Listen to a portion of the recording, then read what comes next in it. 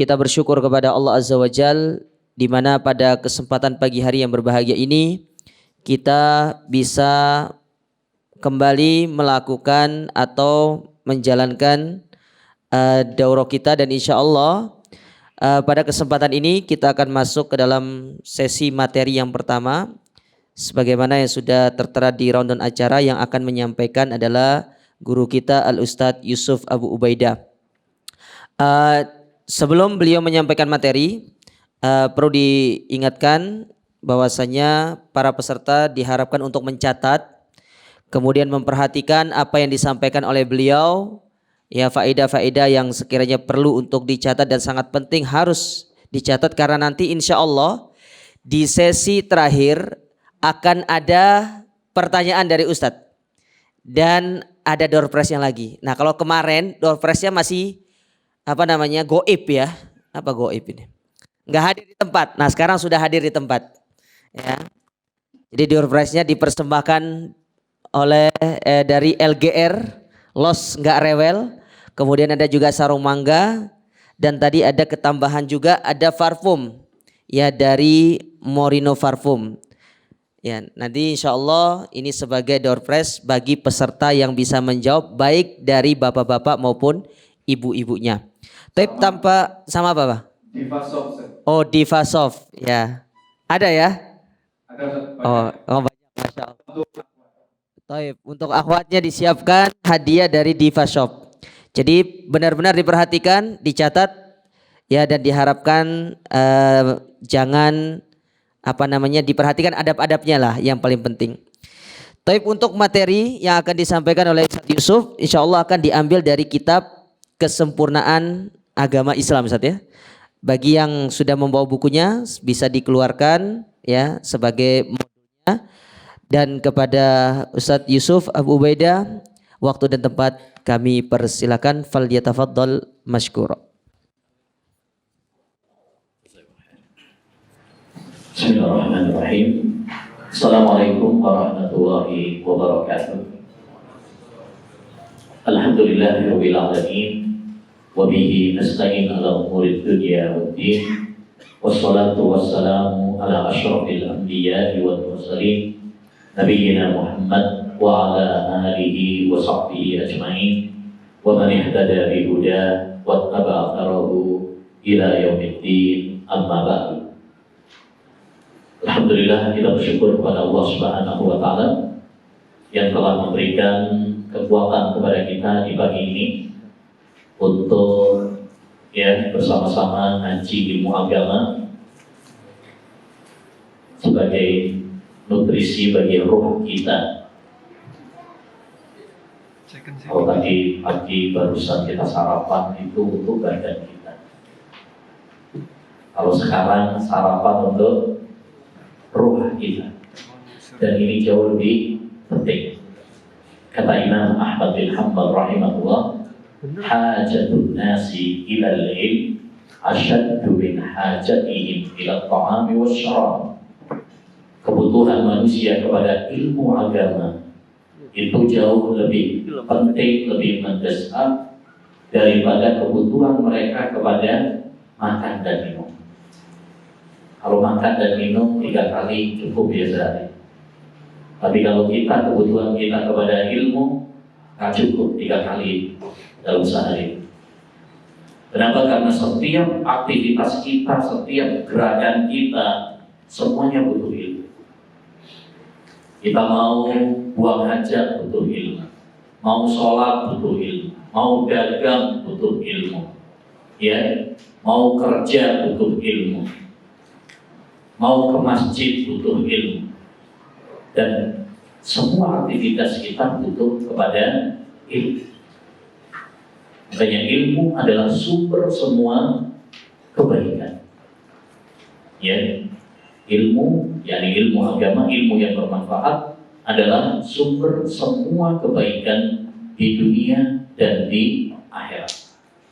Oleh karenanya, salah satu tanda Allah Subhanahu wa taala menghendaki kebaikan bagi seorang hamba di dunia dan di akhirat kalau dia dimudahkan untuk ngaji ilmu agama.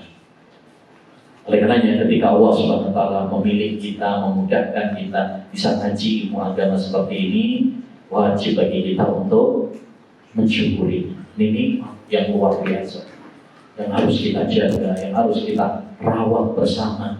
Jangan sampai kemudian dicabut oleh Allah Subhanahu wa taala dari hamba. Ma'asyiral muslimin wal muslimat ayyuhal ikhwah wal akhwat yang semoga dirahmati dan diberkahi oleh Allah Subhanahu wa taala. Sebagaimana tema daurah ini adalah daurah keluarga. Ya, salah satu visi misi yang harus kita tanamkan pada diri kita dan keluarga kita adalah bagaimana kita bisa masuk surga bersama. Jadikan ini sebagai visi misi kita bersama keluarga, supaya kita bisa bareng-bareng masuk surga. Mungkinkah kita bisa masuk surga bersama keluarga kita, istri dan anak-anak kita, orang tua kita? Bisa. Allah Subhanahu wa taala berfirman dalam surat At-Tur ayat 21, "Walladzina amanu wattaba'athum dzurriyyatuhum biiman alhaqna bi dzurriyyatihim." Dan orang-orang yang beriman, ini syaratnya yang paling utama, beriman, bertauhid, kemudian diikuti oleh keturunan mereka, anak mereka, cucu mereka, ya. Wattaba'athum dzurriyyatuhum biiman. Anak mereka juga beriman, cucu mereka juga beriman, sama-sama beriman. Maka kata Allah SWT, alhaqna bi dzurriyyatihim, kami akan pertemukan mereka dengan anak-anak keturunan mereka. Jadi dikumpulkan oleh Allah Subhanahu wa taala di surga, dan itu adalah reuni terindah. Ya, ketika kita bisa bertemu, berkumpul kembali dengan keluarga. Masya Allah. Ya, kebahagiaan yang sesungguhnya ayyuhal ikhwah adalah tatkala kita bisa menginjakkan kaki kita di surga. Kebahagiaan yang sesungguhnya bukan melimpahnya harta, bukan tingginya jabatan dan tahta, tapi kebahagiaan yang sesungguhnya manakala kita bisa menggapai surga dan diselamatkan oleh Allah SWT dari neraka. Sebagaimana kata Allah Subhanahu wa taala, "Faman zuhziha 'anil nar wa udkhilal jannah faqad faz wa mal hayatud dunya illa mata'ul ghurur." Barang siapa yang diselamatkan oleh Allah SWT dari neraka dan dimasukkan oleh Allah ke surga, dialah orang yang sukses.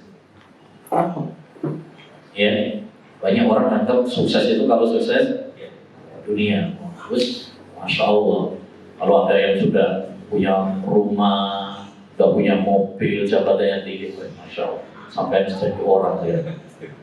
Tak kurang itu, burung uang ya. Belum jadi orang.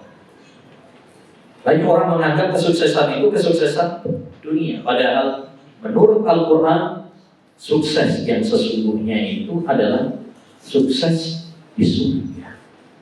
Gak ada artinya kita sukses di dunia ini, yang melimpah harta kita, tinggi jabatan kita, yang terkenal nama kita, tapi ternyata ya surga yang begitu luas ternyata gak ada ruang bagi kita.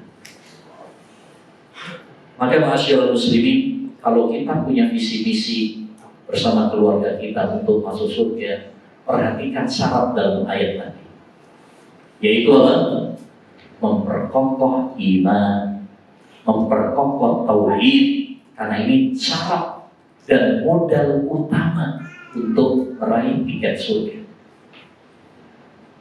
Oleh karenanya, tugas kita sebagai kepala rumah tangga, sebagai para ayah, sebagai orang tua, bagaimana mendidik istri kita, mendidik anak-anak kita, menanamkan kepada mereka ilmu agama.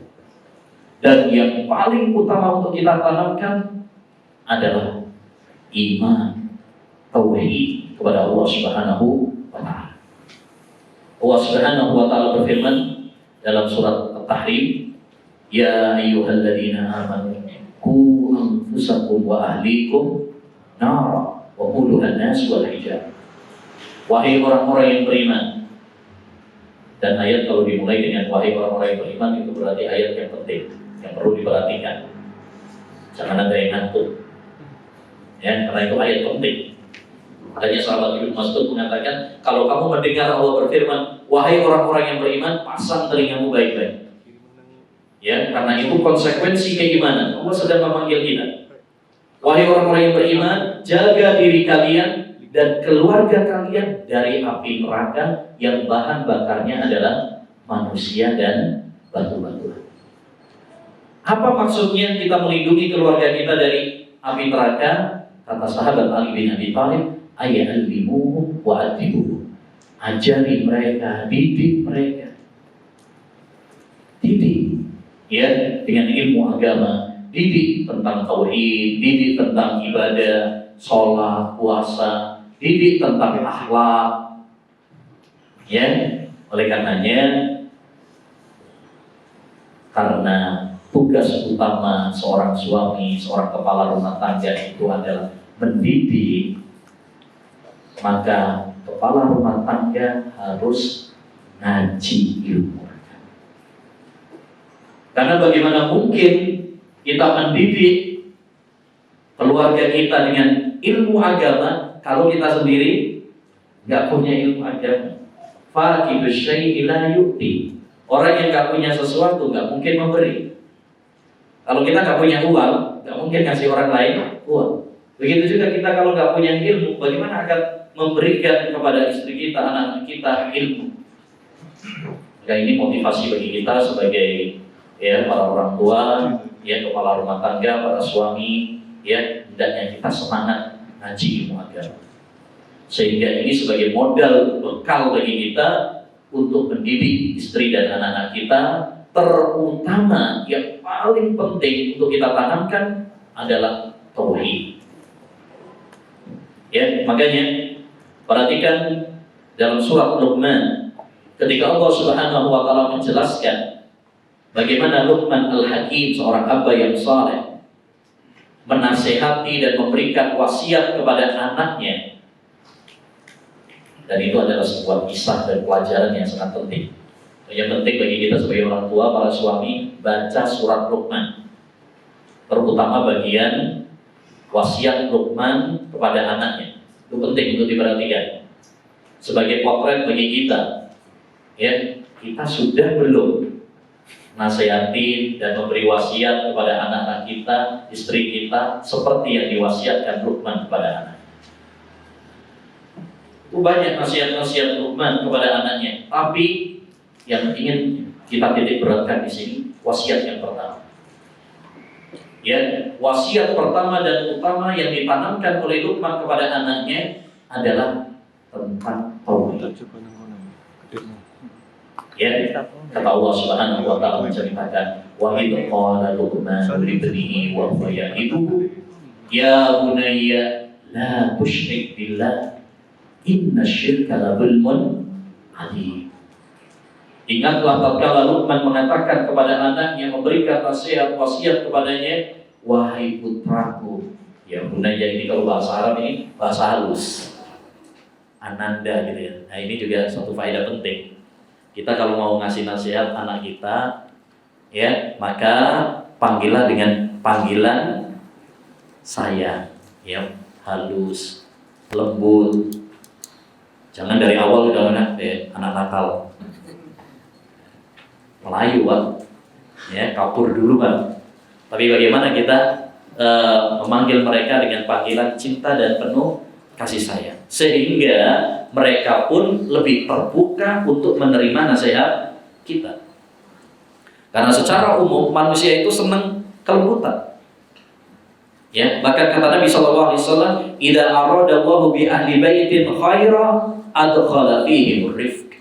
Jika Allah SWT menginginkan kebaikan bagi ya penduduk rumah, ya dalam rumah tangga, maka Allah SWT akan memasukkan pada mereka apa? Kelembutan, cinta dan kasih sayang. Ini tanda, di antara tanda Allah SWT menginginkan kebaikan bagi suatu keluarga. Kalau ada cinta, ketulusan, kelemah lembutan di tengah-tengah mereka. Kemudian pesan Luqman, wahai anakku, jangan kamu berbuat syirik kepada Allah Subhanahu wa Ta'ala. Sesungguhnya syirik itu adalah kezaliman paling besar, dosa paling besar. Ini yang ditanamkan pertama kali Luqman kepada anaknya. Ya, dan ini juga yang dipraktekkan oleh Nabi alaihi salatu wassalam. Tatkala beliau membonceng sahabat Ibnu Abbas yang saat itu masih kecil. Sahabat Ibnu Abbas itu Masya Allah ya.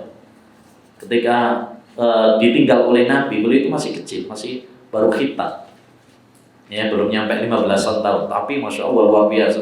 Beliau termasuk ulamanya sahabat. Sejak kecil sudah didoakan oleh Nabi, Allahumma faqihu fiddin wa 'allimhu ta'wil. Ketika beliau dibonceng oleh Nabi SAW, pesan Nabi kepada anak kecil tersebut, idza sa'alta fas'alillah wa idza sta'anta fasta'in billah. Nah, ya, kalau kamu minta sama Allah saja. Kalau kamu minta pertolongan, mintalah pertolongan hanya kepada Allah saja. Ini penanaman apa ini? Tauhid. Penanaman iman.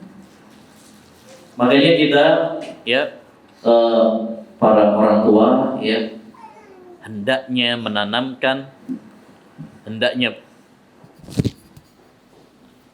bagi kita untuk menanamkan pendidikan tauhid, ya, sejak dini. Hendaknya bagi kita untuk menanamkan pendidikan tauhid sedini mungkin. Kita tanamkan kepada mereka tentang tauhid. Yang kedua, hendaknya bagi kita untuk senantiasa berdoa kepada Allah Subhanahu wa Ta'ala, ya, agar kita dan keluarga kita, istri dan anak-anak kita dijaga tauhid kita, dijaga iman kita. Apalagi kita sekarang hidup di zaman yang penuh dengan fitnah syubhat dan fitnah syahwat. Jangan pernah merasa aman, Pak. Ya, nggak bakalan terjatuh ke dalam kesyirikan, nggak bakalan terjatuh dalam kekufuran, penyimpangan, kesesatan. Nggak boleh. Seorang hamba tidak boleh merasa aman. Selama kita masih hidup, pasti akan ada ujian dan cobaan. Ya, maka kita harus banyak-banyak berdoa supaya Allah SWT memberikan keteguhan kepada kita, menjaga iman kita, menjaga tauhid kita. Perhatikan, Nabi Ibrahim saja, kita tahu lah Nabi Ibrahim ini Nabi, bahkan beliau punya predikat, ya, yang sangat tinggi, yaitu Khalil. Khalil itu artinya apa? Orang yang sangat dicintai oleh Allah SWT. Khalil itu derajat cinta paling tinggi. Itu Khalil namanya. Dan itu hanya diraih oleh 2 orang saja. Yang pertama Nabi Ibrahim, yang kedua Nabi Muhammad SAW. Yang lainnya nggak dapat predikat itu. Nabi Musa, Nabi Isa nggak ada. Itu hanya diraih oleh 2. Karena ini derajat cinta yang paling tinggi.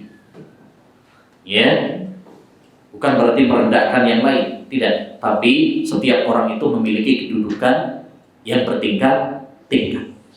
Ya, sekalipun demikian Nabi Ibrahim tidak merasa aman. Makanya di antara doa beliau, wajnubni wa baniya an na'budal asnam. Ya Allah, jauhkan aku dan anak keturunanku dari menyembah berhala. Ini bayangkan, ini Nabi Ibrahim, bapaknya ahli tauhid. Ya, beliau termasuk orang yang sangat dicintai oleh Allah Subhanahu wa Ta'ala. Sekalipun demikian, beliau tetap takut, khawatir kalau terjerumus di dalam kesyirikan. Nah kalau Nabi Ibrahim saja khawatir, takut, bagaimana dengan kita? Apalagi kita hidup di zaman yang penuh dengan fitnah. Makanya Ibrahim At-Taimi, seorang tabi'in yang mulia, pernah mengatakan, "Wa man ya'manul bala ba'da Ibrahim." Siapa yang merasa aman dari bala ya setelah Ibrahim? Kalau Ibrahim saja tidak merasa aman, ya adakah yang merasa aman? Maka ini dua poin penting yang perlu kita perhatikan agar kita sekeluarga bisa masuk surga. Maka hendaknya bagi kita untuk menanamkan tauhid ya dengan ilmu, kemudian banyak doa kepada Allah Subhanahu wa taala. Ya. Ma'asyiral muslimin wal muslimat ayyuhal ikhwah wal akhwat yang semoga dirahmati oleh Allah Subhanahu wa taala.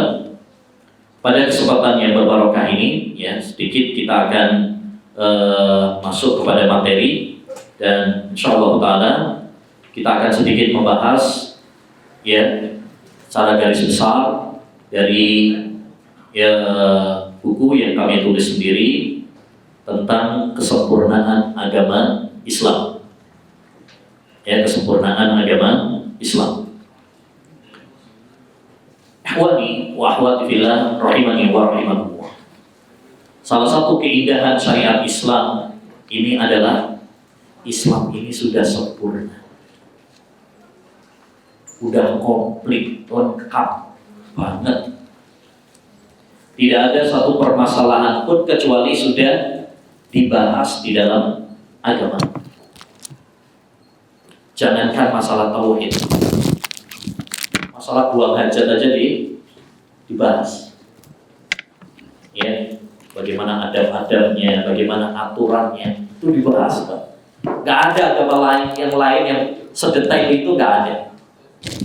Ya, makanya dengan kita insyaallah taala mempelajari tentang kesempurnaan agama Islam ini, harapannya ini bisa menumbuhkan ya kecintaan kita kepada Islam, semakin memantapkan iman kita, kecintaan kita kepada agama Islam.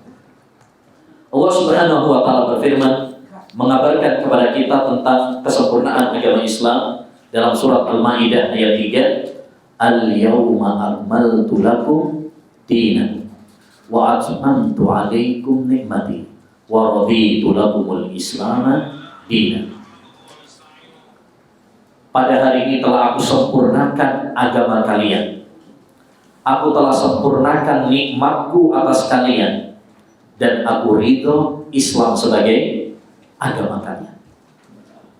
Ini ayat yang luar biasa yang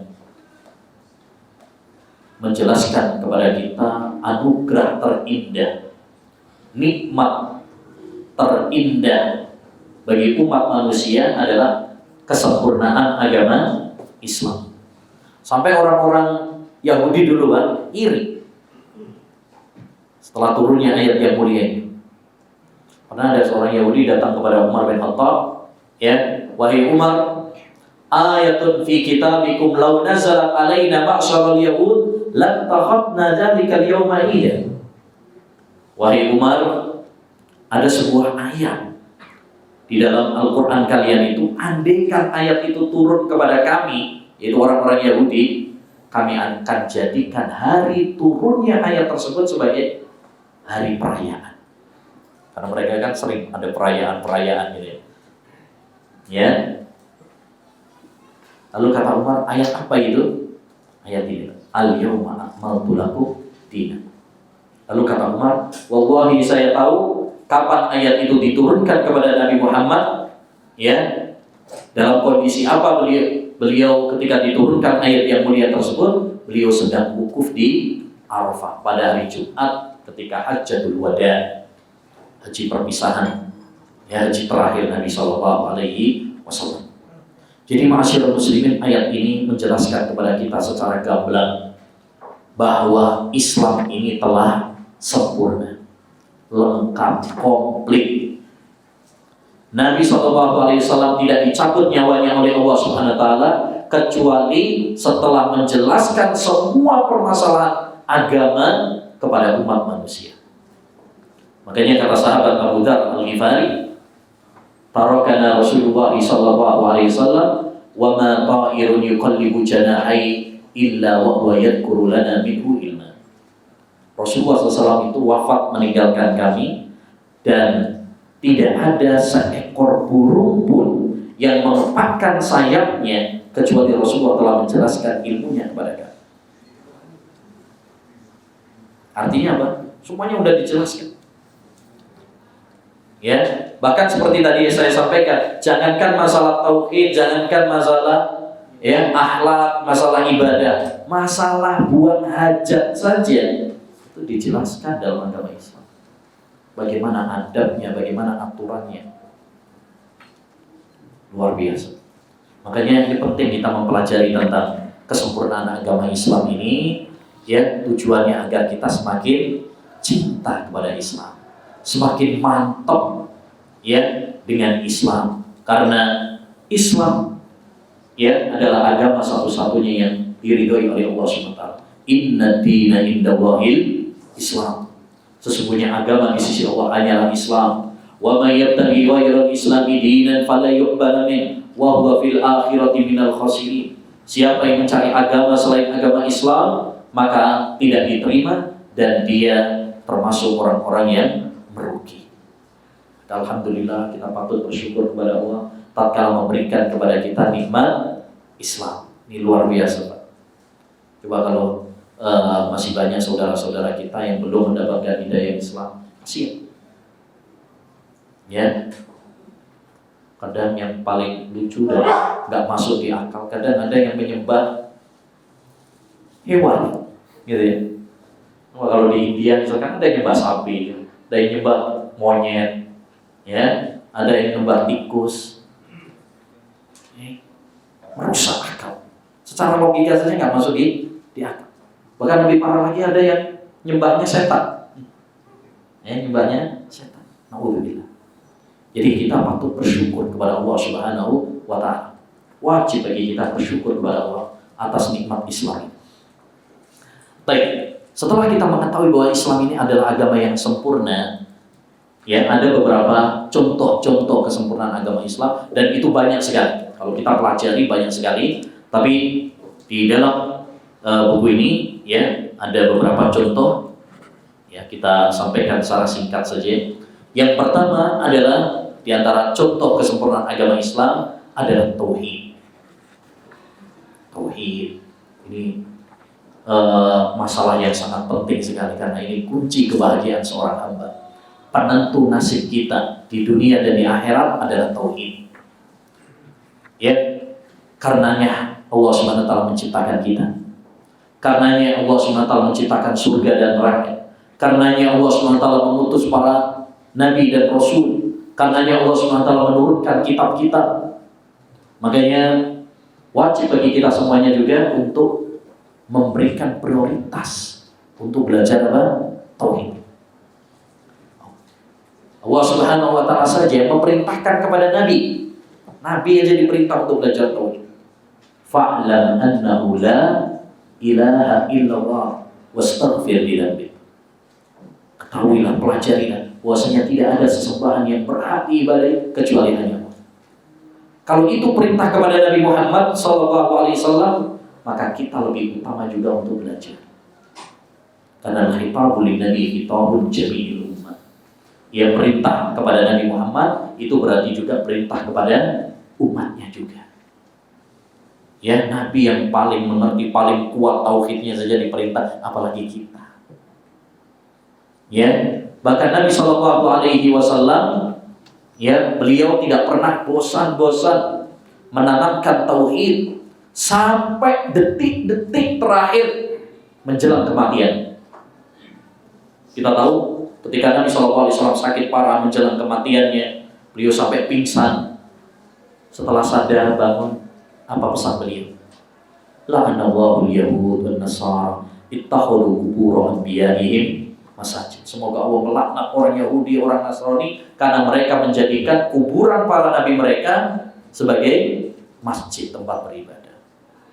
Kenapa Nabi memperingatkan itu? Karena Nabi nggak ingin kalau umatnya terjerumus seperti Yahudi dan Nasrani yang terjerumus di dalam kesyirikan. Masya Allah. Sampai detik-detik kematiannya beliau perhatian dengan masalah tauhid. Ya, makanya kita juga harus mementingkan masalah tauhid ini, terutama di tengah keluarga kita. Tanamkan pada diri kita, tanamkan kepada keluarga kita, istri kita, anak-anak kita tauhid. Ya, bagaimana mereka cinta kepada Allah, cinta kepada Rasul, ya, cinta kepada para sahabat Nabi SAW. Akidah, ya, Ahlus Sunnah wal Jamaah perlu kita tanamkan kepada mereka.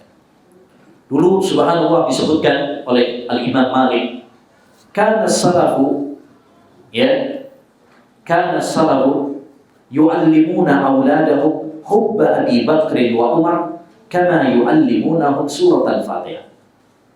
Adalah para ulama salaf menanamkan kepada anak-anak mereka cinta kepada Abu Bakar dan Umar sebagaimana mereka menanamkan kepada anak-anak mereka, mengajarkan kepada anak-anak mereka surat Al-Fatihah.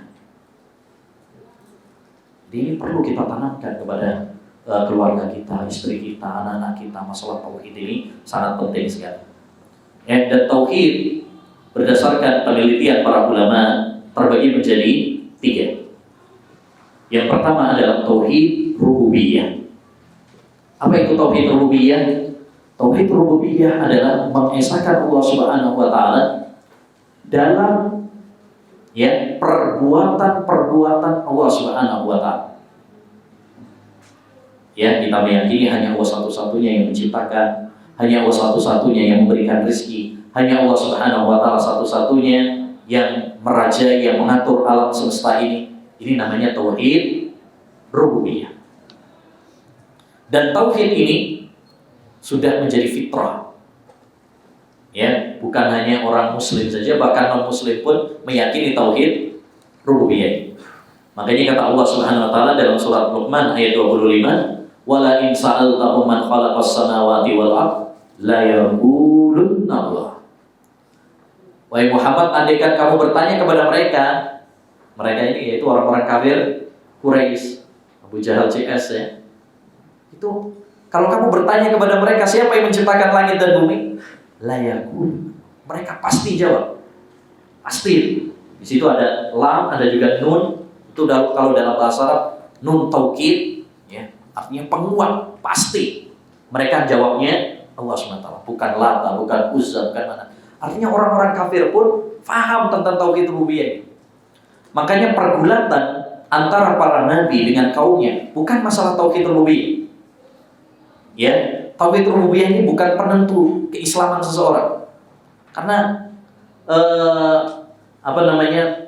kalau sekedar tauhid rububiyah, orang kafir pun, Abu Jahal, Abu Lahab, mereka juga meyakini. Ya, pergulatan yang sesungguhnya bukan di tauhid rububiyah, tapi nanti yaitu pada tauhid uluhiyah. Ini yang kedua.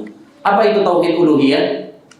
Tauhid uluhiyah adalah mengesahkan Allah Subhanahu wa ta'ala dalam perbuatan-perbuatan hamba kepada Allah. Itu bedanya, ya. Kalau tauhid rububiyah itu kita mengesahkan Allah dalam perbuatan-perbuatan Allah. Hanya Allah yang menciptakan, hanya Allah yang memberikan rezeki, hanya Allah Subhanahu wa ta'ala yang mengatur alam semesta. Kalau tauhid uluhiyah mengesahkan Allah Subhanahu wa ta'ala dalam perbuatan-perbuatan hamba kepada Allah. Ya, sehingga seorang hamba tidak beribadah kecuali hanya kepada Allah, tidak berdoa kecuali hanya kepada Allah, tidak menyembelih kecuali hanya untuk Allah Subhanahu wa taala. Ini namanya tauhid uluhiyah. Ya. Dan ini banyak dalilnya, di antaranya adalah sebuah surat yang selalu kita baca dalam salat-salat kita, Iyyaka na'budu wa iyyaka nasta'in. Hanya kepada Engkau ya Allah kami beribadah, dan hanya kepada Engkau kami minta pertolongan. Perhatikan ayat yang mulia ini ayat yang penting. Surat Al-Fatihah selalu kita baca dalam sholat-sholat kita, ya, setiap hari, ya, baik dalam sholat sunnah maupun sholat wajib. Di situ ada suatu makna yang sangat penting untuk kita perhatikan. Ya, kalau yang ngerti bahasa Arab, yang belajar bahasa Arab lebih mantap lagi. Iyyaka na'budu itu kalau dalam bahasa Arab namanya maf'ul bih, objek. dalam aturan bahasa Arab yang namanya objek itu mestinya di belakang. Daraba Zaidun al-qalba. Zaid mukul anjing, anjing objek. Itu di belakang mestinya. Ya, tapi dalam ayat yang mulia ini objeknya di depan, didahulukan. Ya, fungsinya apa? Kata para ulama ahli bahasa, yufidul hasad, untuk pembatasan. Hanya kepada Engkau ya Allah kami beribadah. Enggak kepada yang lain. Enggak kepada wali, enggak kepada kuburan, enggak kepada jin, enggak kepada malaikat. Hanya kepada Engkau ya Allah. Dan hanya kepada Engkau kami minta pertolongan. Ya, enggak kepada yang lain. Enggak ke Nyai Loro Kidul, enggak ke yang jaga gunung, ya. Hanya kepada Engkau ya Subhanahu. Inilah tauhid, dan inilah tauhid yang paling penting, di mana banyak kesesatan dan penyimpangan itu dalam masalah tauhid uluhiyah. Pergulatan para nabi, para rasul dulu ya di tauhid uluhiyah ini. Kalau tauhid rububiyah tadi, orang kafir pun mereka banyak yang meyakini hal itu, menetapkan tauhid rububiyah. Ya, makanya kita kalau dakwah cuma tauhid rububiyah saja aman biasanya.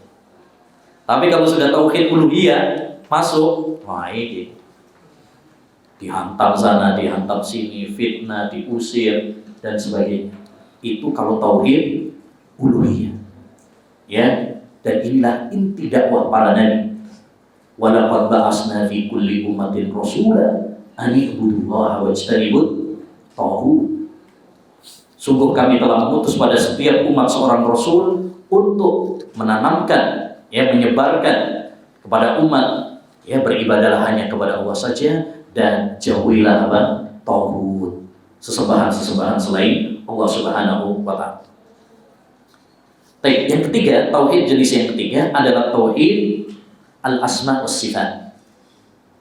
Apa itu tauhidul asma was sifat? Tauhidul asma was sifat adalah, ya, menetapkan nama dan sifat-sifat bagi Allah Subhanahu wa taala sebagaimana ditetapkan dalam Al-Qur'an maupun hadis yang sahih tanpa menyerupakannya dengan makhluk. Ya, sebagaimana Allah Subhanahu wa taala berfirman dalam surat Asy-Syura ayat 11, "Laisa kamitslihi syai'un wa huwas samiul basir." Tidak ada sesuatu pun yang serupa dengan Allah Subhanahu wa taala, dan Allah Maha mendengar lagi Maha melihat. Ini ayat yang sangat penting dalam masalah tauhid asma wa sifat. Pahami ayat ini baik-baik supaya kita tidak tersesat dalam tauhidul asma wa sifat. Karena dalam ayat ini, ya, menghimpun kaidah Ahlussunnah wal Jamaah dalam masalah tauhidul asma wa sifat. Laisa kamitslihi syai', tidak ada sesuatu pun yang serupa dengan Allah SWT. Ini bantahan bagi mereka yang menyerupakan Allah dengan makhluknya, yang disebut dengan kaum musyabbihah. Ya, sehingga mereka mengatakan, ya, tangannya Allah sama seperti tangannya makhluk, turunnya Allah seperti turunnya makhluk. Ini salah. Ya, karena tidak ada sesuatu pun yang serupa dengan Allah Subhanahu wa taala. Baik, kemudian pada poin berikutnya, wa huwas samiul basir, dan Allah Maha mendengar lagi Maha melihat. Ini bantahan kepada mereka-mereka yang mengingkari nama dan sifat Allah Subhanahu wa taala, yang disebut dengan Mu'attilah, yaitu kaum yang mengingkari nama dan sifat Allah Subhanahu wa taala. Ya, karena anggapan, oh, nanti kalau kita tetapkan nanti Allah sama dong dengan makhluk. Kalau kita mengatakan Allah Subhanahu wa taala punya tangan, berarti, ya, kita menyamakan Allah dengan makhluk, kan berarti enggak usah ditetapkan aja. Allah enggak punya tangan. Ya, Allah SWT nggak turun. Karena nanti kalau kita tetapkan nanti menyamakan Allah dengan makhluk. Ini juga keliru. Yang benar bagaimana? Yang benar, tetapkan apa yang ditetapkan oleh Allah dalam Al-Quran, tetapkan apa yang ditetapkan oleh Nabi SAW dalam hadisnya yang sahih, tapi jangan samakan dengan makhluk. Katakan Allah mendengar, katakan Allah melihat, sebagaimana Allah SWT yang menetapkan. Tapi, ya, kita mengatakan Allah mendengar, tapi tidak sama seperti pendengaran makhluk. Allah SWT melihat, tapi penglihatan Allah tidak sama seperti penglihatan makhluk. Ya, Allah SWT punya tangan, tapi tangannya Allah tidak sama seperti tangannya makhluk. Allah SWT turun ke langit dunia sepertiga malam terakhir sebagaimana yang dikabarkan oleh Nabi, tapi turunnya Allah tidak seperti turunnya makhluk. Demikian seterusnya. Ini akidah Ahlussunnah wal Jamaah dalam tauhidul asma was sifat, sikap yang tengah-tengah, ya, tidak mengingkari dan juga tidak menyerupakan dengan makhluknya. Dan pembagian ini ayyuhal ikhwah wal akhwat, ya, pembagian tauhid menjadi tiga, tauhid rububiyah, tauhid uluhiyah, tauhidul asma was sifat. Ini bukan pembagian yang seperti kata orang, sebagian orang ya mengatakan ini tahu pembagian apa? Bid'ah. Ya, ini bagi Wahabi. Ya. Nah, ini adalah suatu pembodohan. Ya. Karena pembagian ini adalah pembagian yang ilmiah, yang dibuat oleh para ulama untuk memudahkan ilmu. Ya, bid'ah itu kan kalau nggak ada dalilnya. Sedangkan ini ada dalilnya, bukan sesuatu yang baru. Hanya dibagi oleh para ulama itu untuk memudahkan. Sama seperti kalau kita belajar bahasa Arab, kalimat terbagi menjadi tiga, ada isim, fi'il, huruf. Mana dalilnya? Ya, penelitian. Ya, penelitian. Ya, demikian juga para ulama meneliti dalil-dalil Al-Quran dan hadis, ternyata tauhid itu tidak lepas dari tiga hal ini. Ya, bahkan ada sebuah ayat di dalam Al-Quran dan banyak ayat-ayat yang lain juga, ya, satu ayat tapi menghimpun tiga macam tauhid. Di antaranya surat Maryam ayat 65. Allah Subhanahu wa taala berfirman, ini ayat penting nih. Kalau ditanya nanti, mana dalilnya tauhid itu terbagi menjadi tiga? Pakai ayat ini, satu ini tapi sudah mencakup pembagian tauhid. Yaitu surat Maryam ayat 65 di mana Allah Subhanahu wa taala mengatakan, Rabbus samawati wal ardi wa ma bainahuma fa'budhu wastabir li ibadati hal ta'lamu lahu samiyya. Allah itu adalah Rabb langit dan bumi. Rabb itu artinya yang merajai, yang mengatur, yang menciptakan. Dan ini tauhid apa? Tadi tauhid rububiyah. Kemudian fa'budhu wastabir li ibadati. Beribadahlah hanya kepada Allah dan sabarlah kamu. Ini namanya tauhid uluhiyah. Hal ta'lamu lahu samiyya.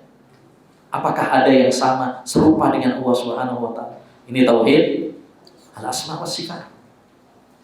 Ya, jadi ini pembagian yang ilmi, ada dalil. Ya, bukan pembagian yang mengada-ngada. Para ulama mengada-ngada, bukan. Ya. Nah, ini penting supaya kita tahu landasannya. Ya, landasannya. Alhamdulillah, dakwah kita ini dakwah Al-Qur'an dan Sunnah ilmiah, ya, semuanya ada landasannya dari Al-Qur'an dan Sunnah Nabi Shallallahu Alaihi Wasallam. Dan ini yang perlu kita tanamkan, bahwa kita beragama itu mengikuti dalil. Ya, mengikuti dalil, bukan individu orang. Karena individu orang bisa saja keliru. Ya, tapi kalau mengikuti dalil Quran dan Sunnah, ya, maka kita pasti berada di jalan yang lurus. Nah, contoh yang kedua, ma'asyiral muslimin, tentang kesempurnaan agama Islam adalah syarat diterimanya amal ibadah. Kita diciptakan oleh Allah SWT di dunia ini adalah untuk beribadah. Wa ma khalaqtul jinna wal insa illa liya'budun. Tidaklah saya ciptakan jin dan manusia kecuali agar mereka beribadah kepada saya. Ini tujuan kenapa kita ada di dunia. Dan ini harus kita tanamkan terus dalam diri kita. Bahwa kita diciptakan itu untuk beribadah. Ibadah itu apa?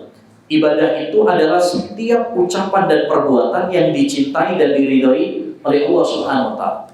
Bukan sekedar hanya sholat, bukan hanya sekedar puasa saja. Semua yang dicintai dan diridhoi oleh Allah Subhanahu wa taala, baik itu berupa ucapan, baik itu berupa perbuatan, bahkan amalan-amalan hati, kalau itu dicintai dan diridhoi oleh Allah, maka itu namanya ibadah.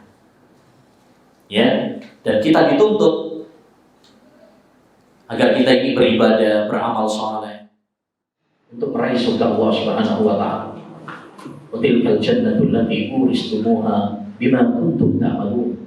Itulah surga ya yang dipersiapkan untuk kalian ya karena sebab amal perbuatan. Ya, kita kalau ingin menggapai surga harus bersemangat untuk beramal saleh, beribadah kepada Allah Subhanahu wa taala. Namun perlu diperhatikan bahwa yang namanya amal soleh itu tidak diterima oleh Allah Subhanahu wa taala kecuali apabila memenuhi syaratnya. Nah, kalau mau masuk perusahaan, mau masuk sekolah, mau masuk pesantren itu ada syaratnya. Ya, ada syarat. Masuk mau ikut daurahnya ya enggak ada syaratnya kan gitu. Semuanya ada syaratnya. Ya, mau masuk surga pun ada syaratnya. Mau amal ibadah kita diterima pun ada syaratnya. Tapi subhanallah, ya, supaya amal ibadah kita diterima itu syaratnya nggak banyak-banyak, cuma 2. Yang pertama adalah ikhlas lillahi ta'ala. Wa ma umiru illa liya'budullaha mukhlishina. Tidaklah mereka diperintahkan kecuali memurnikan ibadah hanya semata-mata karena Allah SWT. Dan ini yang berat, ikhlas ini yang berat. Ya, kita ngaji ilmu agama, ikut daurah, bagaimana kita ikhlas lillahi ta'ala. Ya, kita sholat lillahi ta'ala, umroh, haji lillahi ta'ala. Dan ini perlu kita latih terus karena ini butuh perjuangan. Orang setelah Sufyan Ats-Tsauri, seorang ahli ibadah ya, yang sangat takut kepada Allah Subhanahu wa taala saja pernah mengatakan, na'alastu nafsi asyadda alayya min niyyati.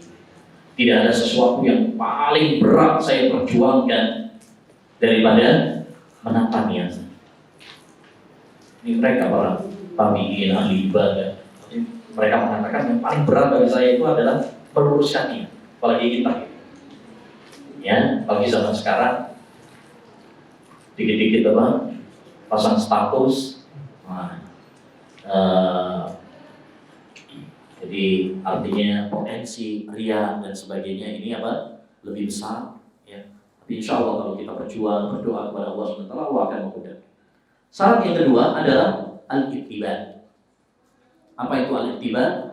Yaitu kita beribadah kepada Allah Subhanahu wa taala sesuai dengan tuntunan Rasulullah SAW. Walaupun amal kita ikhlas tapi nggak sesuai dengan tuntunan Rasulullah SAW, nggak diterima. Kata Nabi alaihi salatu wassalam, man amila amalan laisa alaihi amruna fahuwa raddun. Barang siapa yang melakukan suatu amalan gak ada contohnya dari kami, gak ada tuntunannya dari kami, maka amalan tersebut tertolak. Maneman. Udah capek-capek, ya, udah mengeluarkan uang, ya, tenaga, waktu, nggak taunya nggak diterima sama Allah Subhanahu wa taala. Diperumpamakan oleh Imam Ibnul Qayyim rahimahullahu taala seperti orang yang bepergian tapi ngisi tasnya, kopernya bukan dengan pakaian, bukan dengan jajan, tapi diisi pasir dan batu-batuan. Pegel tok, ngaput-ngaputi, beratkan, tapi nggak ada faedah. Itu perumpamaan orang yang melakukan kebid'ahan, udah capek, keluar biaya, ya waktu, tapi nggak ada manfaatnya karena nggak diterima sama Allah Subhanahu wa taala. Oleh karenanya kita harus berupaya, ya, berupaya selalu, ya, bagaimana dalam beribadah itu memenuhi 2 syarat tadi, ikhlas dan ittiba. Baik.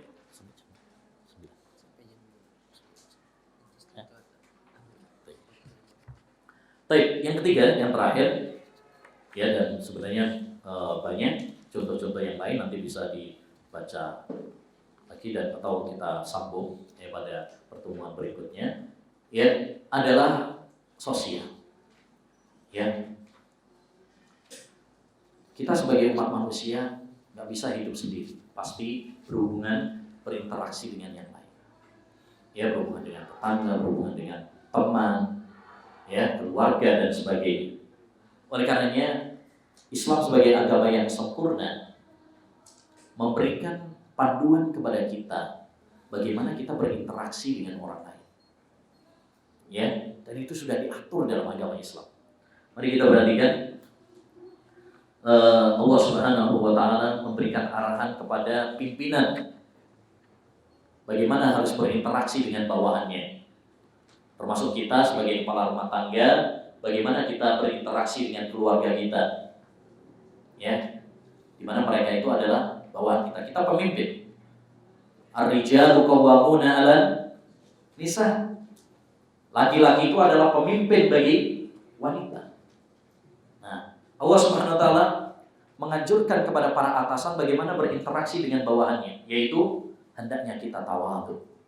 Wahfid janahaka liman ittaba'aka minal mu'minin. Merendahlah kamu, ya, rendahkan dirimu terhadap orang-orang yang mengikutimu dari kalangan orang-orang yang beriman. Allah SWT memerintahkan kepada nabinya untuk tawadhu, merendah, jangan sombong. Ya, ini Nabi.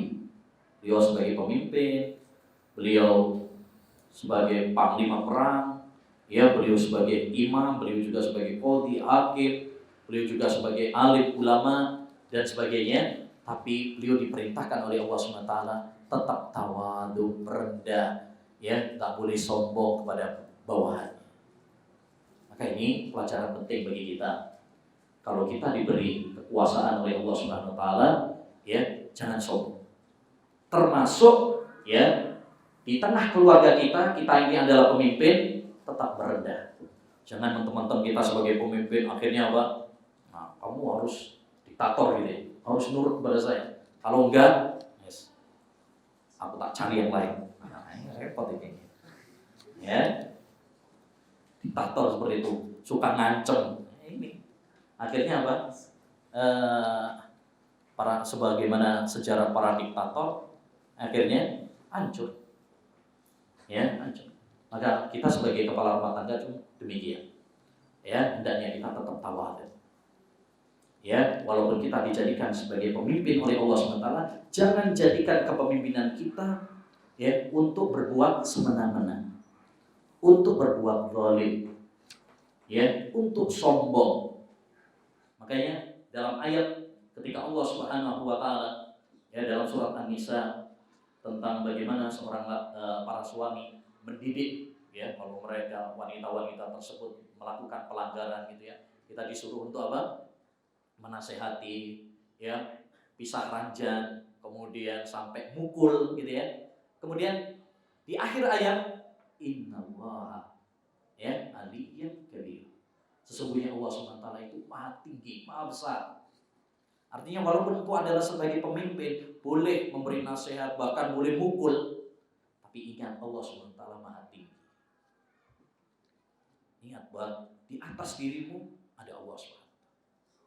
Maka ini penting bagi para suami, ya, jangan kemudian berbuat semena-mena.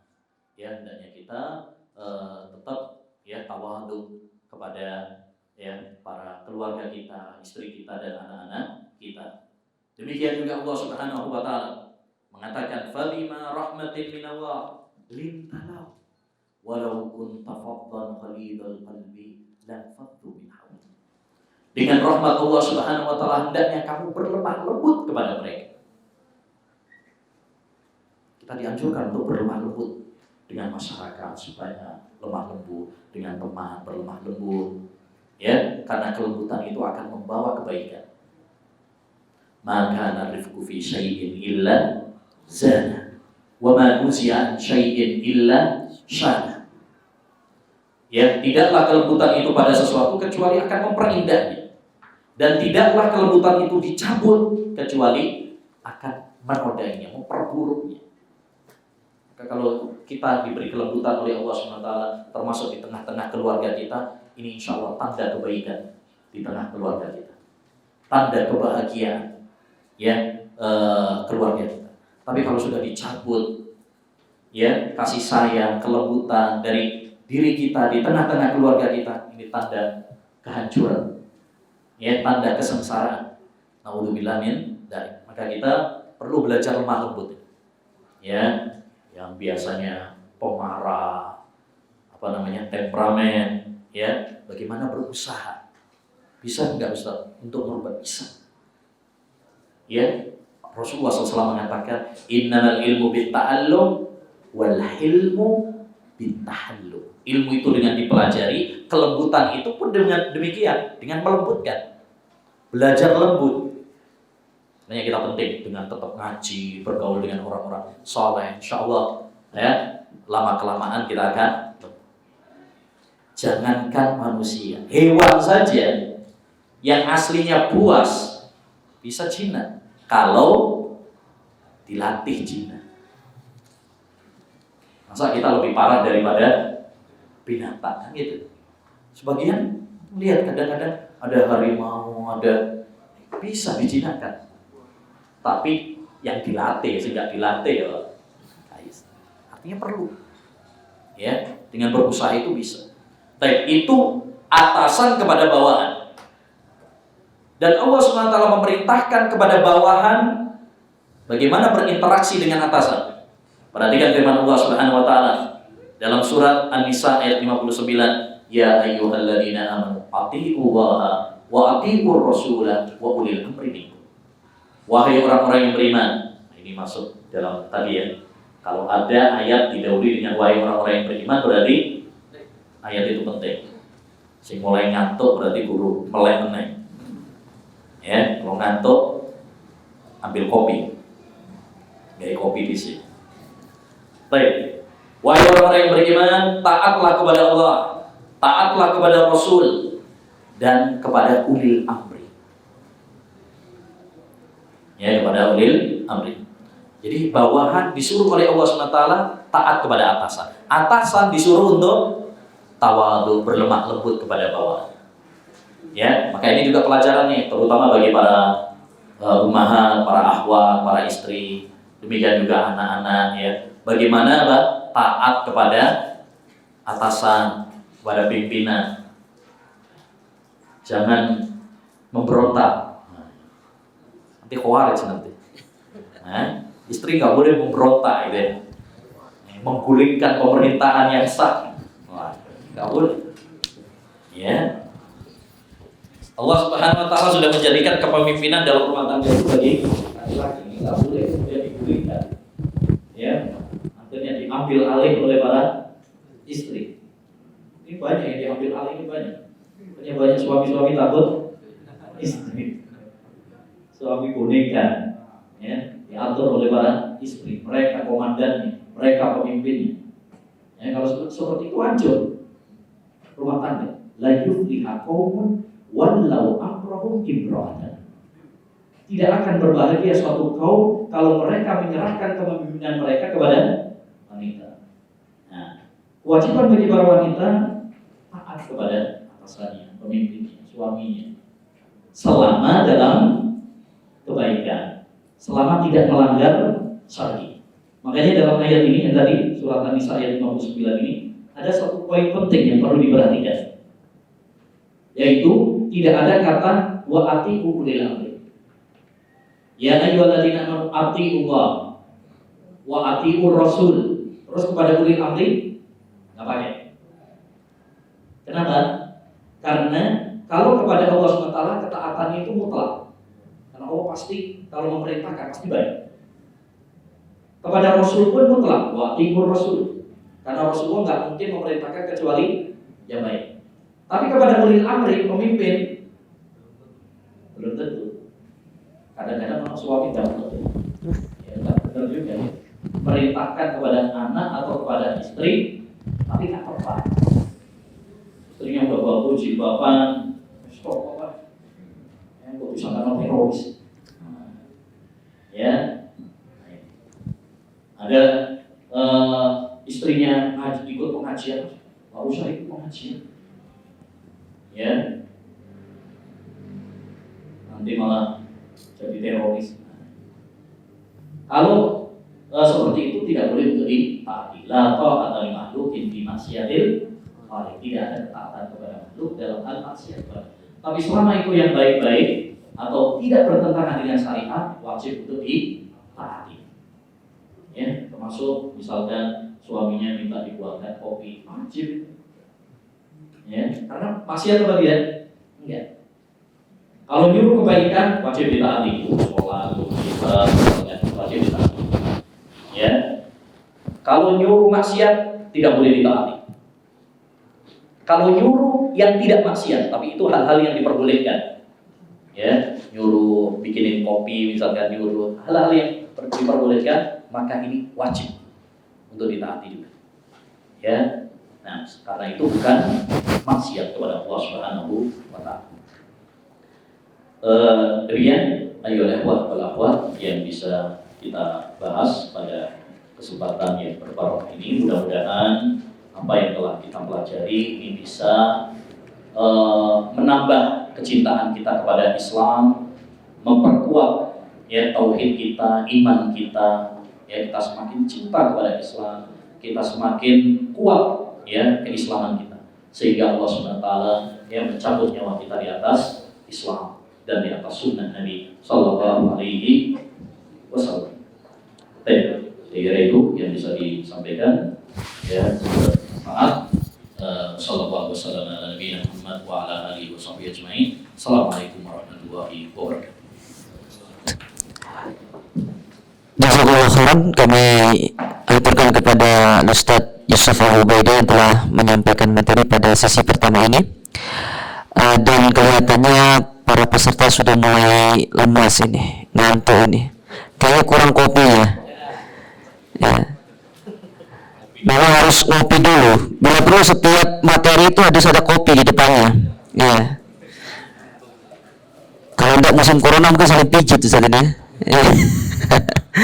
Tapi untuk lebih ya menambah semangat ya sebelum kita coffee break, sebagaimana telah diumumkan tadi, bahwasanya insya Allah pada setiap sesi itu akan ada pertanyaan dari Ustadz ya, baik untuk ikhwan maupun untuk akhwat yang di bawah ya, insya Allah materinya ataupun pertanyaannya seputar materi yang telah disampaikan.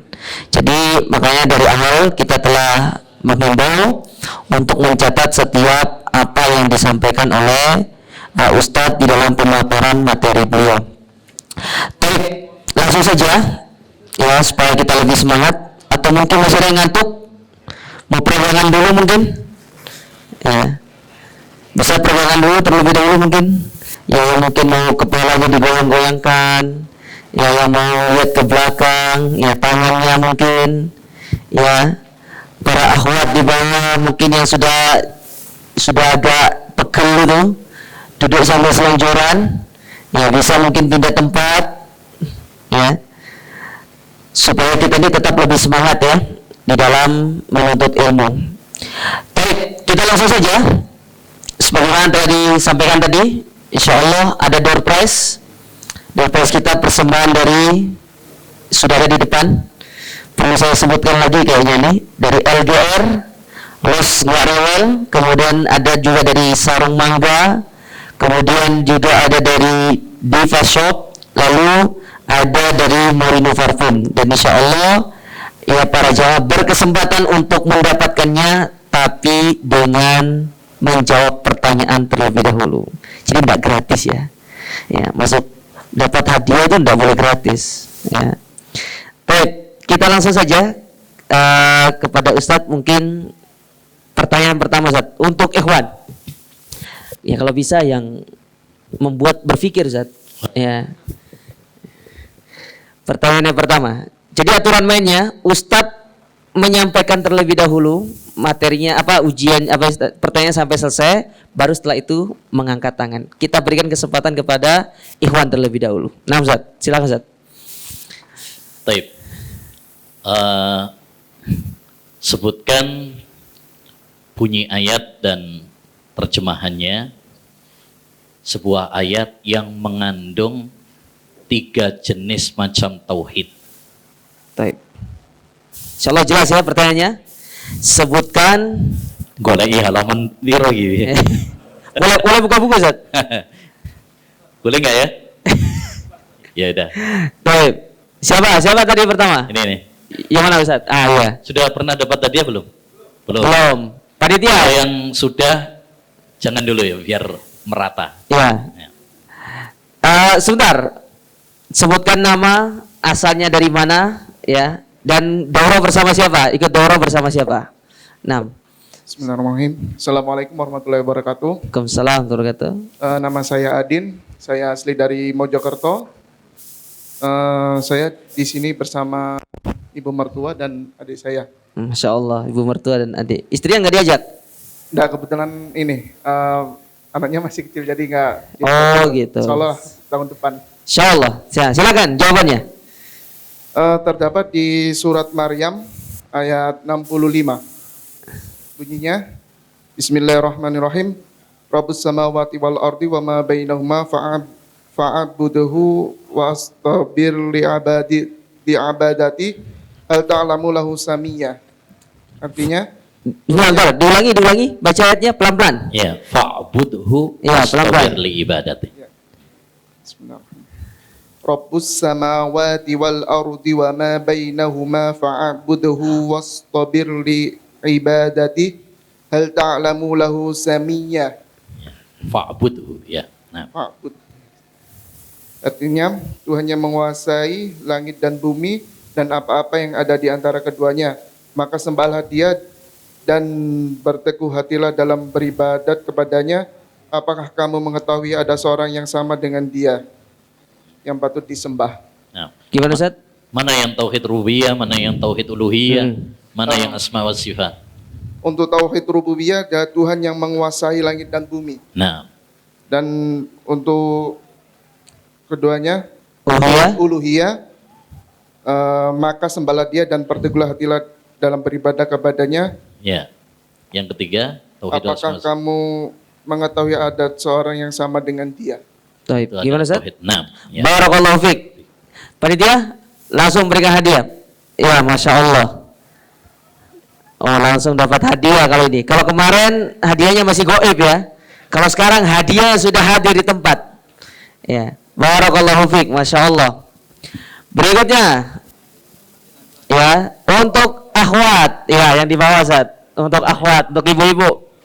Ibu-ibu sudah siap di bawah ya, Insya Allah. Panitia tolong dikondisikan mic-nya, ya, untuk menjawab pertanyaan.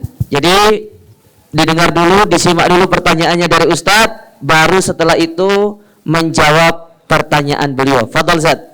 Pertanyaan untuk para akhwat. Baik.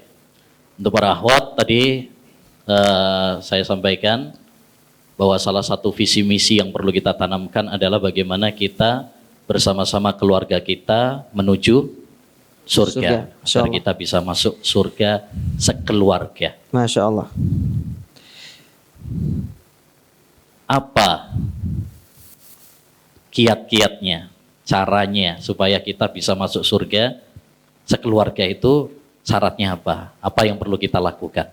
Taib. Nah, Jadi kiat-kiat masuk surga secara bersama-sama ya dengan keluarga kita.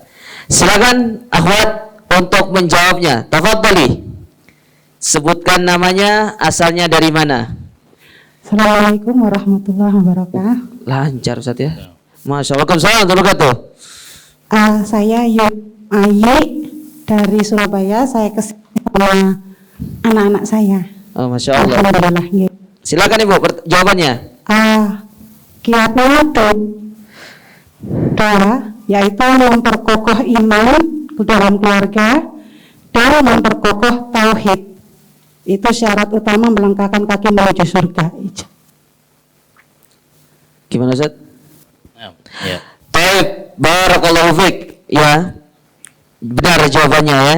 Insyaallah langsung mendapatkan hadiah. Ya, panitia yang di bawah silakan untuk diberikan hadiah kepada ibu yang telah menjawab pertanyaan tadi.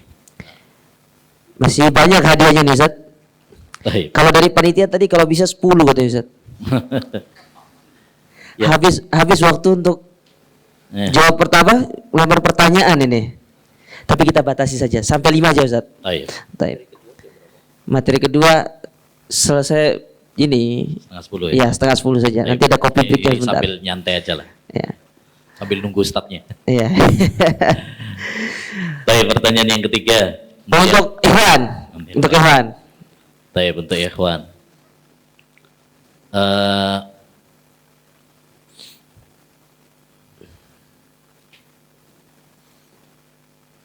sebutkan apa ya?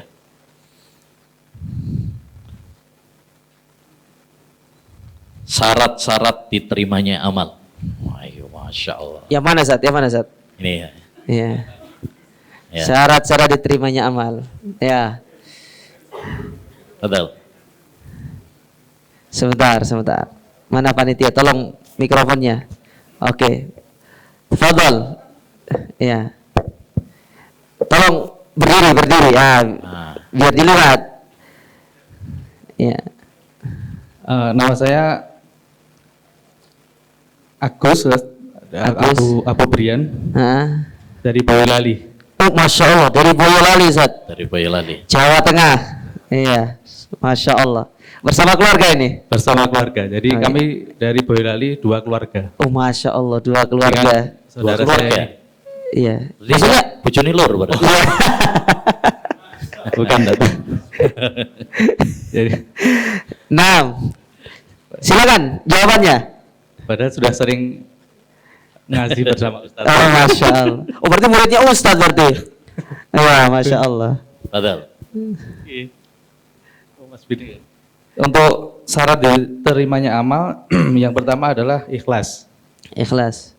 Jadi seseorang harus benar-benar memurnikan niatnya hanya untuk Allah Subhanahu wa taala. Kemudian yang kedua ittiba. Jadi untuk seseorang itu harus berupaya beribadah sesuai dengan contoh dari Rasulullah sallallahu alaihi wasallam. Sallallahu alaihi wasallam. Masya Baik, gimana Zat? Nah, Barakallahu fiik. Berhak mendapatkan hadiah. Masya Allah. iki sing hadiah sing gede gak dikekno iki. Eh. Ya maneman kae. Mau modelnya untuk pertanyaan pamungkas Ustaz, yang atas itu. Iya. Masya Allah. Pertanyaan berikutnya Ustaz, yang keempat. Untuk akhwat, Untuk akhwat akhwat. lagi. Nah. Iya. Silakan akhwat bersiap-siap. Yang sudah jawab enggak boleh jawab lagi Ustaz ya? Iya. Iya, biarkan Biar- kesempatan yang lain. Ya, biar bagi-bagilah. Masya Allah. Silakan Ustaz. Fadhal. Baik. Tadi kita sampaikan juga bahwa ketaatan istri kepada suami itu terbagi menjadi 3. Terbagi menjadi Jadi 3. perintah suami kepada istri ini wajib ditaati apa tidak itu terbagi menjadi 3. Bisa disebutkan atau siapa yang bisa menyebutkan? Silakan. Silakan. Sebutkan 3 jenis ketaatan istri kepada suami. Kalau yang belum punya suami gimana, Ustaz? Oh, calonnya berarti, iya. Silakan para akhwat. Bismillah, Assalamualaikum warahmatullahi wabarakatuh. Waalaikumsalam warahmatullahi wabarakatuh. Silakan Ibu, nama, asal dari mana? Nama Ibu Ida Ibu dari Ida. Sidoarjo. Dari Sidoarjo. Ya, ketaatannya bisa 1 adalah taat kepada Allah, kemudian taat kepada Rasul, wa ulil amri minkum, yaitu taat kepada pemimpin. Sedangkan ketaatan kepada Allah dan Rasul itu ketaatan yang mutlak. Heeh. Sedangkan yang ulil amri itu ketaatan yang tidak mutlak, artinya masih tergantung. Tergantung perintahnya seperti apa. Kalau perintahnya sesuai dengan perintah Allah dan Rasulnya maka wajib kita taati. Tetapi jika menyelisih maka tidak wajib kita taati. Insya Allah demikian. Gimana Ustaz? Bentar. Bukan itu yang dimaksud. Iya. Kalau suami memerintahkan kepada istri, Heeh. ini bukan ketaatan kepada Allah dan kepada Rasul. Ini fokus kepada perintah suami kepada istri, Iya. ya, itu hukumnya terbagi menjadi 3. 3. Kapan ditaati dan kapan tidak. Jadi kepada suami. Suami kepada istri. Iya, suami Nah. kepada istri. Bukan yang secara global Ustaz ya. Ha. Suami kepada istri. Tapi nggak apa-apa, sudah jawab, kasih hadiah hiburan Ustaz ya. Barangkali tadi mungkin bisa. Atau mungkin bisa diulangi. Iya, kalau Silakan. pada saat suami memerintahkan kepada istri tetapi tidak sesuai dengan perintah yang sesuai dengan aturan Allah, maka itu tidak wajib kita taati. Apa yang seperti itu? Selanjutnya, Iya, lah kalau perintahnya itu sesuai dengan apa yang disyariatkan oleh Allah, maka wajib kita taati. Mm-mm. Kemudian Ya, baru 2 Ustaz ya? ada 2 berarti. Iya, tinggal 1. Yang mubah, Yang mubah. ya. Contohnya, Yang mubah contohnya tadi seperti suruh bikin kopi mungkin, Nah, itu nurut nggak itu Bu Taati. kalau disuruh tuh? nurut Ustadz, insyaallah. Insya Allah ya. Itu baru istri solehah itu ya. Jadi perintah suami kepada istri itu terbagi menjadi 3. 1, kalau dia memerintahkan yang sesuai dengan perintah Allah dan nyuruh sholat, nyuruh memakai jilbab, itu kan Ya. memang perintah Allah dan Rasul gitu ya. Maka ini wajib ditaati. Karena itu perintah Allah dan Rasulnya, ditambah lagi itu adalah perintah suami. suami. Yang kedua, kalau perintahnya suami itu maksiat, maka di sini bukan tidak wajib, nggak boleh dituruti malahan. Ya, nggak boleh, ditaati nggak boleh. Karena la ta'ata li makhluk fi maksiatil khaliq, tidak ada ketaatan kepada makhluk dalam al maksiat kepada Allah. Dan yang ketiga adalah perkara-perkara yang mubah, dia bukan maksiat tapi perkara-perkara yang mubah, maka ini pun wajib untuk ditaati. Nah, Baik. Berarti untuk misalkan kalau suami memerintahkan ke istrinya Ustaz melakukan perbuatan diharamkan, lalu istri memberikan nasihat, berarti ini termasuk hal yang sangat diwajibkan juga bagi istri berarti kan? ya tetap kita nasihat tapi dengan cara yang baik. Nah kalau yang ketiga Ustaz, suami minta tolong istri buatin kopi, tapi istrinya bilang, ya bapak buat sendiri aja, itu gimana Ustaz? Nah, ya. Itu ngeyel berarti. Gak nurutin berarti. Kira-kira dosa nggak istrinya seperti itu Ustaz? Kalau ada udur insya Allah nggak apa-apa. Tapi kalau ada udur, misalkan sampaikan udurnya. Tapi kalau tidak ada udur, ya maka itu sebuah dosa. Oh, sebuah Karena dosa. berarti nggak taat dia. Dan tadi wajib untuk mentaati kepada suami. Padahal itu hanya perkara mubah sebenarnya ya, Itu perkara yang bukan maksiat. bukan maksiat. Jadi patokannya selama bukan maksiat wajib untuk ditaati. Sama seperti kita perintah pemerintah misalkan pemimpin itu juga sama seperti itu. 1, kalau itu pemerintah nyuruh kita yang sesuai dengan perintah Allah dan Rasulnya wajib kita taat. Nyuruh sholat misalkan wajib. Kalau maksiat nggak boleh untuk ditaati. Kalau perkara-perkara yang mubah seperti misalkan rambu-rambu lalu lintas misalkan itu bukan maksiat wajib ditaati. Masya Allah. Wallahu a'lam. Taib. Nah perhatikan tuh ibu-ibu ya, kalau disuruh bikin kopi sama suaminya, Nah, nanti dibilang kan kopi aja Ustaz, kalau teh enggak apa-apa katanya. Ya. Ya, jadi selama itu perkara yang mubah ya dan itu baik harus ditaati ya suaminya. Masya Allah. Barakallahu fiik. Silakan mendapatkan hadiah. Ya, alhamdulillah. Sudah 4 berarti Ustaz. Tinggal 1. Pamungkas Ustaz. baik. Ya. Umum ini. Umum Iya. laki dan perempuan. Nanti Ya, Ustadz yang siapa pilih. Yang bisa gitu ya. Ya. Baik. Yang pertanyaan terakhir, siapa yang bisa, baik ikhwan maupun akhwat. Baik. Sebutkan ayat tentang kesempurnaan agama Islam tanpa lihat kitab. 6. Nah, Dari mana dulu nih? Ikhwan atau akhwat? ikhwan aja dulu. Ikhwan aja. Angkat tangan. Laki-laki lebih didahulukan. Nah. Mana? Yang mana? Yang mana? Yang mana? Angkat tangannya. Ah, Fadol.